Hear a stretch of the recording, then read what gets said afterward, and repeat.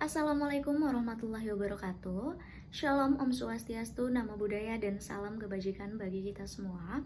Perkenalkan, nama saya Masita Marasa Besi dengan NIM 21106111154. Pada kesempatan kali ini saya akan membahas terkait dengan salah satu kasus pelanggaran HAM yang pernah terjadi dan bagaimana bentuk penyelesaian terhadap kasus tersebut dalam hukum internasional.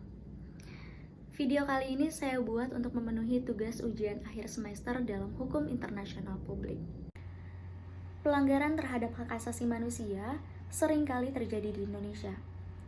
Tak hanya ada di Indonesia saja, melainkan di berbagai negara pun, kasus terkait dengan pelanggaran hak asasi manusia seringkali terjadi. Salah satu kasus pelanggaran hak asasi manusia yang sangat menarik perhatian publik ialah kasus pelanggaran HAM yang terjadi pada etnis Rohingya.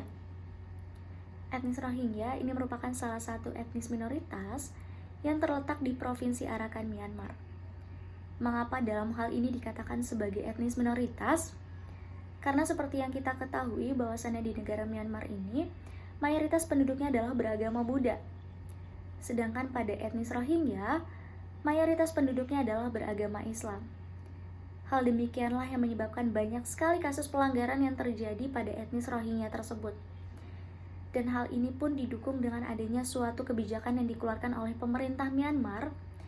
Kebijakan tersebut yaitu berhumanisasi, yang pada intinya adalah berhumanisasi ini menitikberatkan untuk menjadikan negara Myanmar adalah negara yang homogen, dengan hanya satu agama saja yang dianut adalah agama Buddha. Maka dengan adanya kebijakan tersebutlah menjadi titik tolak daripada masyarakatnya untuk menyingkirkan masyarakat yang beragama Islam tersebut, yakni salah satunya adalah etnis Rohingya. Berbagai bentuk tindakan pelanggaran hak asasi manusia terhadap etnis Rohingya terjadi. Contohnya adalah tindakan genosida sejak tahun 1978, yang mana tentunya tindakan genosida tersebut itu bertujuan daripada untuk mengusir etnis Rohingya yang beragama Islam dari negara Myanmar. Tak hanya itu saja, mereka pun merenggut hak kebebasan manusia untuk hidup.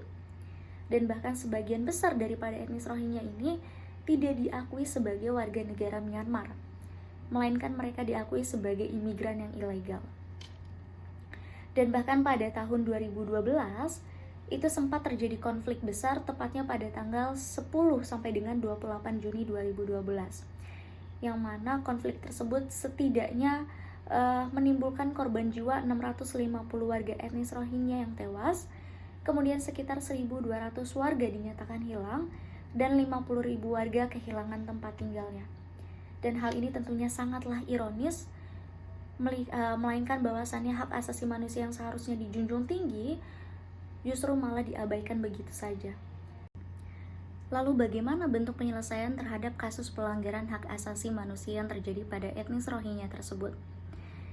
Maka dalam hal ini pun saya akan membahas terkait dengan bagaimana bentuk turut andil daripada Mahkamah Pidana Internasional dan juga Perserikatan Bangsa-Bangsa untuk bisa menyelesaikan kasus pelanggaran hak asasi manusia tersebut.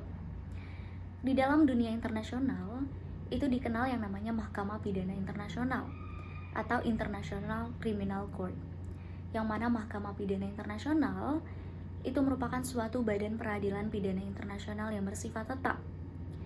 Badan peradilan tersebut memiliki kewenangan atau yurisdiksi terhadap seseorang ataupun badan hukum yang telah melakukan kejahatan-kejahatan yang dianggap serius. Yang mana kejahatan-kejahatan tersebut itu tentunya dikecam atau dikutuk oleh masyarakat internasional. Salah satu yurisdiksi daripada Mahkamah Pidana Internasional itu adalah yurisdiksi kriminal.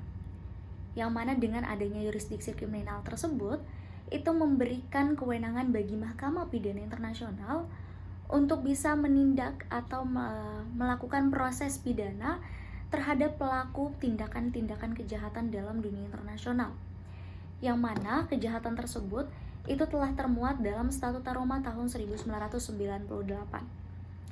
tepatnya pada pasal 5 Statuta Roma 1998. Dalam pasal tersebut itu terdiri dari 4 jenis tindak pidana yang termasuk ke dalam yurisdiksi kriminal International Criminal Court. Yang pertama ialah kejahatan genosida, kemudian yang kedua adalah kejahatan terhadap kemanusiaan, yang ketiga adalah kejahatan perang, dan yang keempat adalah kejahatan agresi. Oleh karena itu, 4 kejahatan tersebut itu merupakan kewenangan daripada International Criminal Court. Sehingga jika ada kejahatan terkait dengan hal tersebut, maka Mahkamah Pidana Internasional itu memiliki kewenangan untuk bisa mengadili para pelaku tindak pidana kejahatan tersebut.